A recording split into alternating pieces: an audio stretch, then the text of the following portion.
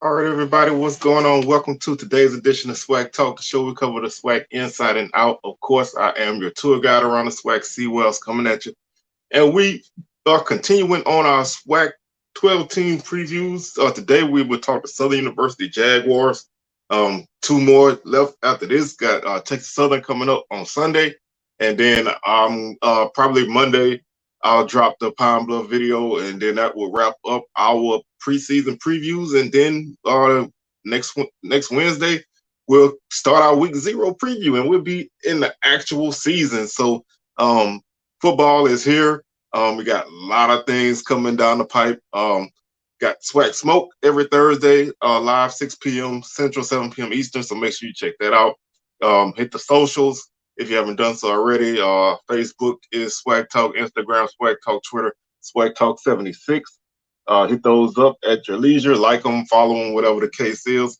If you haven't done so already, won't you please subscribe to the channel? If you have subscribed already, man, thank you. I thank you from the bottom of my heart. I really appreciate it. The show is growing really fast, and you guys have been rolling with me this whole time. And if you just started rolling with me, man, thank you.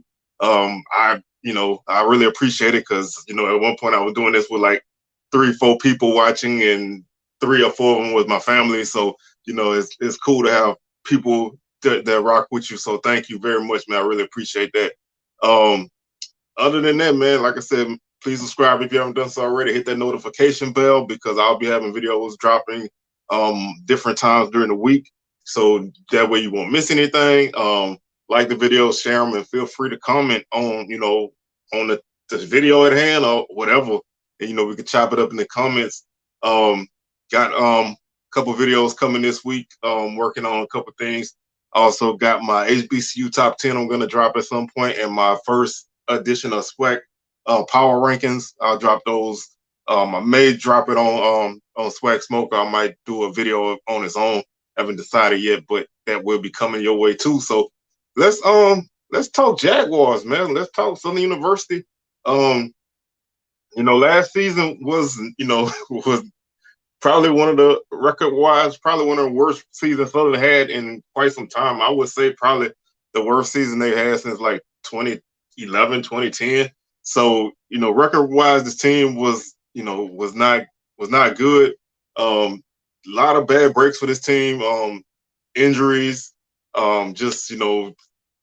Just didn't couldn't put it all together. And a really tough home slate did them in. They really had a rough time. Defensively, they struggled some offensively. They didn't have the explosiveness that they typically would normally have, and that kind of hurt them. Also being unable to close out games in the second half. Second halves were really rough for Southern last season, and that led to a 4-7 season. They opened the season up losing to Troy 55-3. They beat Miles 41-24. They lost to McNeese 31-24. They beat Valley 38-25. They lost to Texas Southern 35-31. They beat Pine Bluff 34-7. They lost to Prairie View 48-21. They beat Alcorn 38-35. They lost to FAMU 29-17. They lost to Jackson State 21-17. And then they lost to Grambling 29-26 to finish their season on a 3-game slide. So just, no real consistency on the season. They had no back-to-back wins all season. Their 4 wins were all separated by losses. So just no real week-to-week consistency. Some games, they played really well. And then some games they just did not play well. And that ultimately did this team in, just a rough season as a whole. Probably was a team that a lot of people thought could contend for the conference, win the division. And, you don't do that. That's a disappointing season at any rate.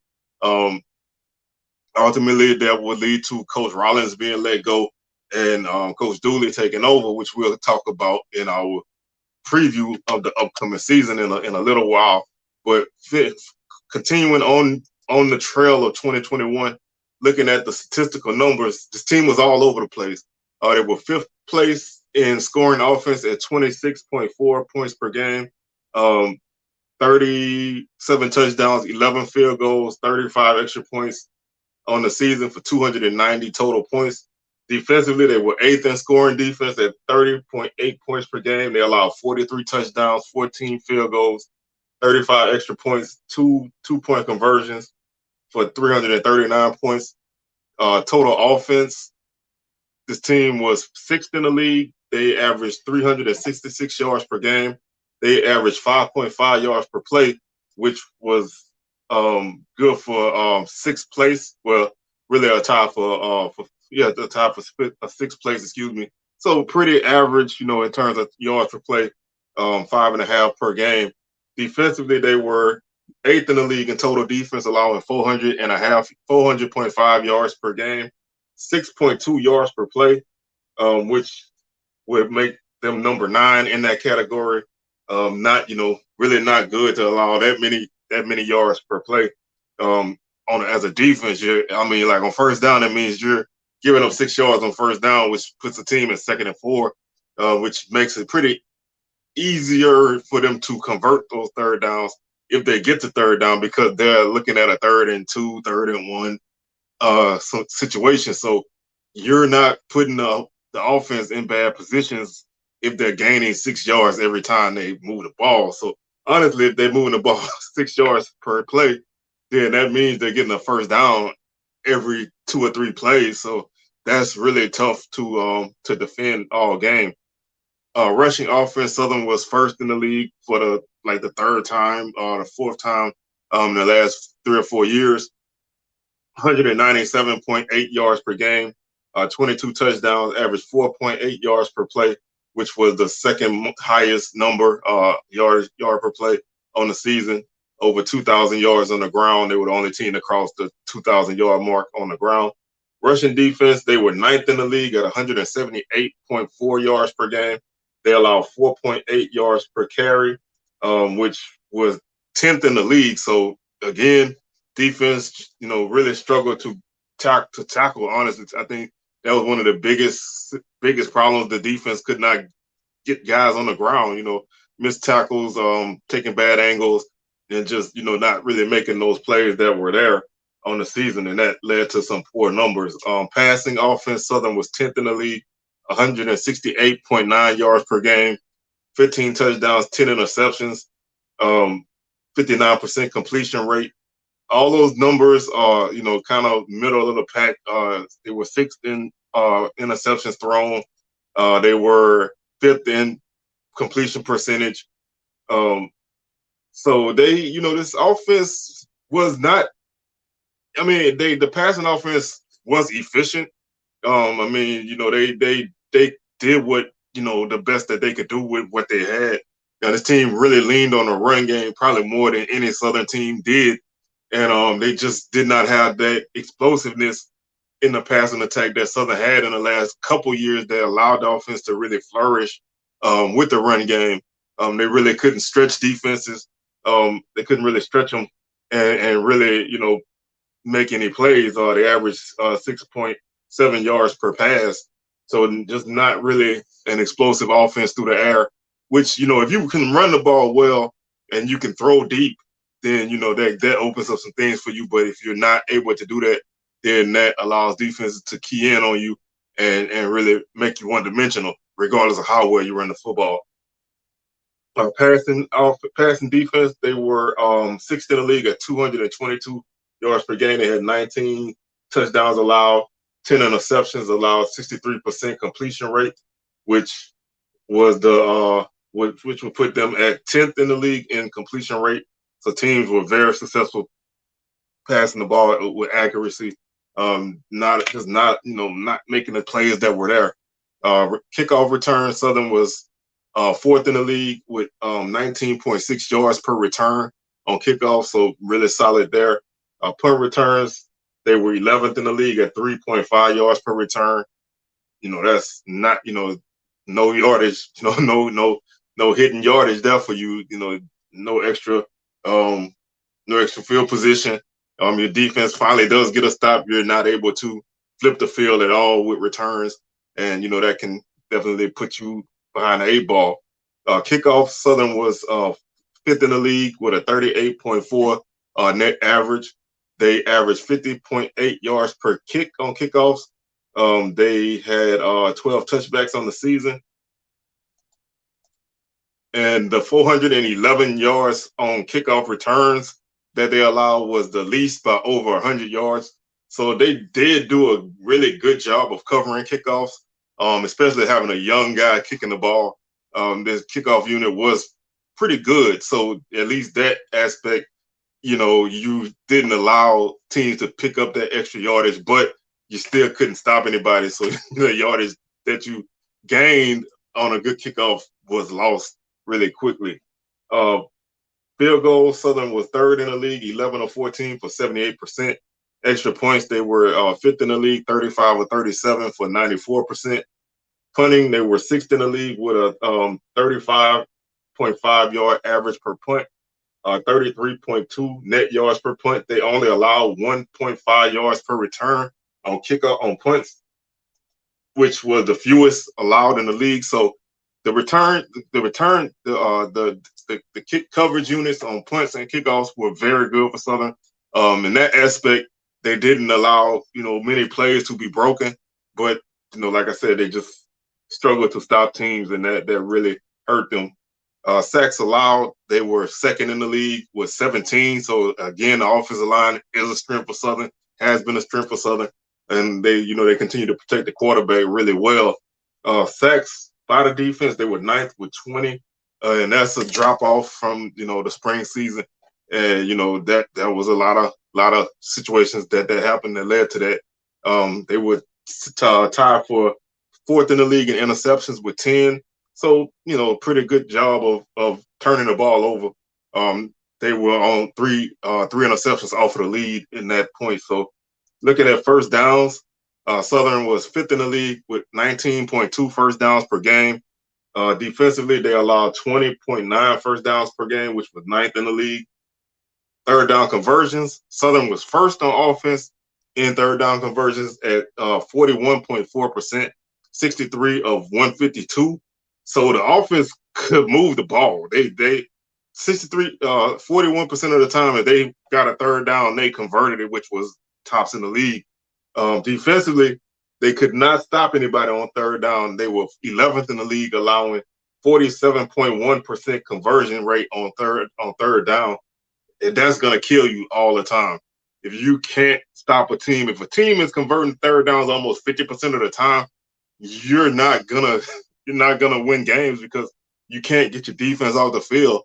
And a lot of that is, a missed tackle on third down, a penalty on third down, a blown coverage on third down, just little things that add up that, over time they bite you. And when you have a situation like that, game in and game out, that costs you, especially in second halves, and that's why Southern really struggled in the second half of games. Fourth down conversion rate as an offense, 52%. That was sixth place, 11 of 21. Defensively, they were ninth in the league, allowing 50% 50% fourth down conversion rate, 11 of 22.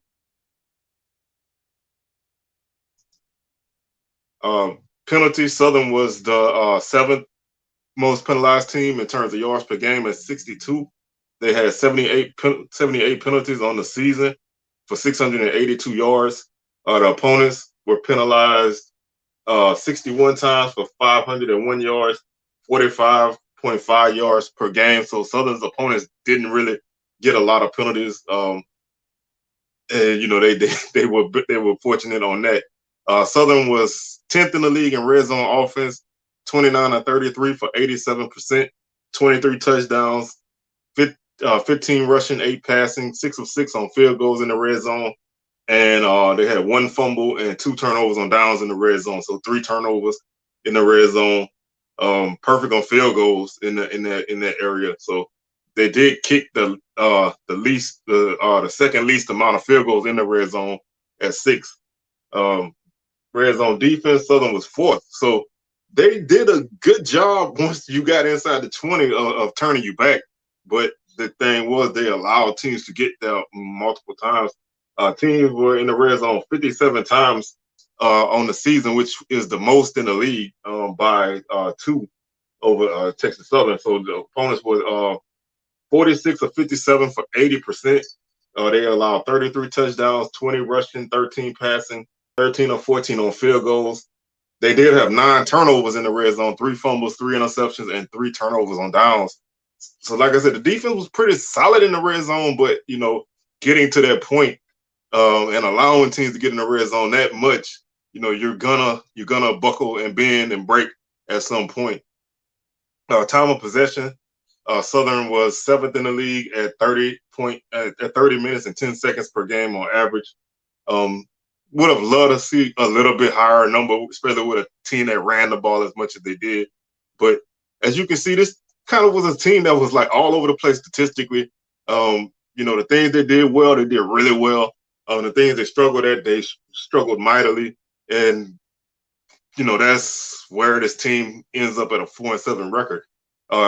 Kobe Dillon was the leading rusher on the season. He had 79 carries for 629 yards. He averaged 8 yards a carry, 4 touchdowns. Devon Ben, 109 carries, 533 yards, 4.9 yards per carry, 5 touchdowns. Craig Nelson, 44 carries, 283 yards, 6.4 yards per carry, 1 touchdown. Gerard Sims, 65 carries, 259 yards, 4 yards per carry, 4 touchdowns. Bubba McDaniel, 54 carries, 145 yards, 2.7 yards per carry, 3 touchdowns. Ladarius Skelton, 42 carries, 119 yards, 2.8 yards per carry, 4 touchdowns. Passing offense, Bubba McDaniel, leading passer, 118 of 191, 61.7% completion rate, 1,317 yards, 10 touchdowns, 3 interceptions. So, he had a solid season. I don't think he was a guy that can take over a game or go out and win the game, but he did an adequate job taking over as quarterback. As a guy who was really getting his first full season starting reps. So, it was an up and down experience, but all in all, it didn't turn the ball over, which was definitely a good thing for a guy that, is young like that. Ladarius Skelton, 34 of 60, 456 yards, 4 touchdowns, 5 interceptions, 56 completion rate. Receiving, Marquise McLean, 28 catches, 400 yards, 14.2 yards per catch, 4 touchdowns. Ethan Howard, 29 catches, 351 yards, 12.1 yards per catch, 4 touchdowns. Jamar Washington, 30 catches, 258 yards, 8.6 yards per catch, 1 touchdown. Chandler Whitfield, 14 catches, 152 yards, average 10.8 yards per catch. And Craig Nelson, 11 catches, 131 yards, 11.9 yards per catch. Defensively, Chase Foster was the leading tackler with 69, Ray Anderson, 62, Jacoby Jones, 44, Davin Cotton, 40, Kenan Tate, 34. Tackles for loss, Anderson, 10.5, Lewis, 10, Nash, 7.5, Cotton, 4.5, Barber, 4.5. Sacks, Lewis, 5.5, Anderson, 4, Nash, 2, Young, 2. Interceptions, Chase Foster had 3 on the season. Jacoby Jones had 2. And then they had a few other guys with 1 apiece. Special teams, Martel Fontenot was the punter. He had 39 points for 49 points for 1,757 yards, 35.8 yard average, longer 55, 12 punts fair caught, 10 points inside the 20, and 250-plus yard punts. Luke Jackson was the leading field goal kicker. He was 9 of 12 on the season, 75%, 1 for 1 from 20 to 29 yards, 2 of 3 from 30 to 39 yards, and 6 of 8 from 40-plus. So, that's a guy with a leg. 49 yards is his long. That's a guy you can send out there with confidence to know that he's gonna knock it in. He missed his first couple of field goals on the season and finished. I think he finished making his last 7 field goals on the season. So really, accurate, consistent kid as a young guy to kick like that. Joshua Griffin was the kickoff man, 56 kickoffs, 2,853 yards, 50.9 yard average, 12 touchbacks on the season, and only 3 kicks out of bounds. The return game, Chandler Whitfield, Um, he had a 4-yard average on returns. Not very many punt returns for Southern on the season. Kickoff returns, Whitfield also averaged 20.4 yards per return. Skelton 25.2. Marquise McLean had a 35-yard average on 2 returns. So, like I said, Southern just did not have a return game like they normally would have, and that's pretty much 2021 in whole. You know, it was not a banner season for Southern. Really a step back, and that led to where we're at now, coming into the 2022 season under Coach Dooley. This team, you know, this is displaying a new system, a new up-tempo offensive system defensively, a little bit more physical, a little bit more um, aggressive defense under Coach Miller. So they have a chance to improve, and you know they're touting themselves as taking that step forward again and getting back to what Southern football is and has been the last few years. So we'll look at the schedule first. Looking at the schedule to start off, um, I always do this wrong. Looking at the schedule to start off, Southern opens up at home on September 3rd against Florida Memorial. That's a game that, you know, is a good first game for a team to kind of find their way. Then they go to LSU on September 10th. Obviously, money game, you know, it's a game that the city, you know, they feel like the city is advocating for. So it will be played this year. September 17th is the opening SWAC game in Arlington against Texas Southern. That's a big matchup right there. Potential um, two potential division contenders, or at least teams who can be very solid in the division. Then they come home after a bye week, week 4 bye week early in the season. They get Pine Bluff on October 1st at home to open up the home SWAC schedule. They go to Prairie View on October 8th, which is Coach Dooley's return to Prairie View, along with a few other guys on the team, coaches and players. A lot of Prairie View, Prairie View Panther purple has switched to Jaguar Columbia blue, so they're going to be heading back to Prairie View for this big game.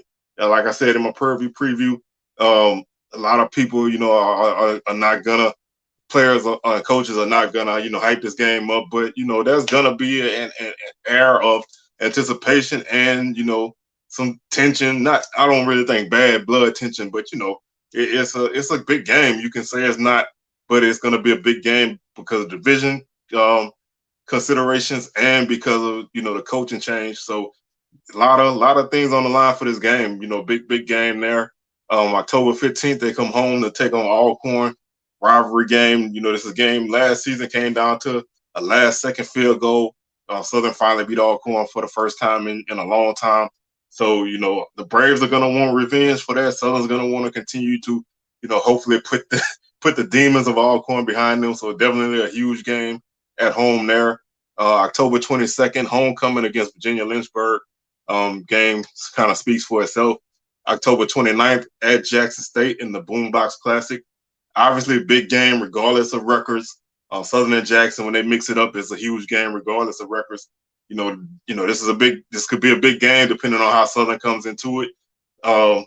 Could be an average game depending on how Southern comes into it, but still a big game regardless of the records on the field. Same thing with the November 5th game at FAMU. That's a tough back-to-back slate on the road against both those teams. Tallahassee's been a tough place for Southern to play historically. So, you know, they're going to be looking to change that. They come home on November 12th against Mississippi Valley. That game, you know, is a lot tougher than it probably would have seemed when you looked at the schedule. If you figured during last season, you know, this game be here, you know, it probably wouldn't be that big of a deal. But this is a game that's going to be tough. Valley could potentially be battling for, you know, a top half division spot, you know, if things go the way a lot of people think they will. If Southern's not playing well, this can be a very, very dangerous game. If Southern's playing well, this can be a big trap game, especially with that bye week before the Bayou Classic when, you know, that bye week, you know, you always trying to get to that bye week and you kind of overlook that game before it because you know that bye week is there. So you're trying to make it to that so you can get to the Classic, which obviously speaks for itself regardless of record. That game speaks for itself as well. So Looking at the schedule, it's pretty tough. I mean, Southern's the only team in the conference that plays the top two East Division teams in as a crossover opponent, and obviously, with both those teams being rivals, you're gonna have that. If you want to play those teams every year, then you're gonna have to deal with that consequence of having them on your schedule every year. Having them back to back makes it really tough. Um, you got to try to find a way to navigate that. Also, having Alcorn and Prairie View back to back is a tough slate. The first two games of the season with LSU and Florida Memorial, I look at those two games for Southern as two preseason type games. Opportunity to kind of get guys reps. You want to take care of business against Florida Memorial, so you can get a lot of guys reps if you can, and you want to get as many guys playing time against LSU as possible as well, which sets up really nicely for that Texas Southern game. That's where your season really starts. First conference game, that's going to be a tough game. Pine Bluff is kind of a mix. It's a potential trap game because we don't know what Pine Bluff has, and it's right before Alcorn. Then you have Virginia Lynchburg breaking up that Prairie View, Alcorn, Jackson State, FAMU mix. So kind of a little step back in competition there. And then the Valley game is kind of a trap game before the bye week for the Bayou Classic. So the tough games are kind of bracketed together, and then they're kind of mixed. They're kind of separated by games that are maybe not as tough. But I'll give my record prediction in a second. This team is pretty much an all-new team on defense, especially. I mean, they returned a few guys on defense, but they brought in a lot of guys in the secondary.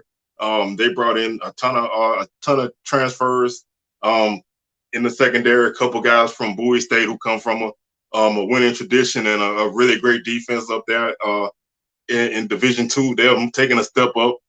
They have some FBS guys coming in, and an all-conference guy from McNeese, Corion Harris, who is a guy who's probably going to be one of the bigger names in the secondary.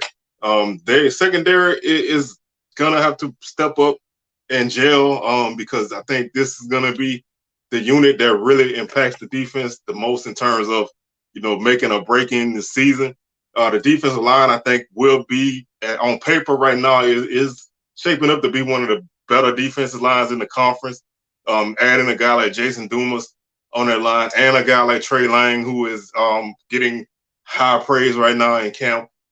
Those two guys, along with Jordan Lewis and Jalen Ivey, guy Cameron Peterson, they have depth on their defensive line, and they're moving Jordan Lewis around. They're moving him to linebacker a little bit and defensive end. So this defense has a potential to improve a lot. If this defense can definitely improve their third down percentage, then this team will be a lot better.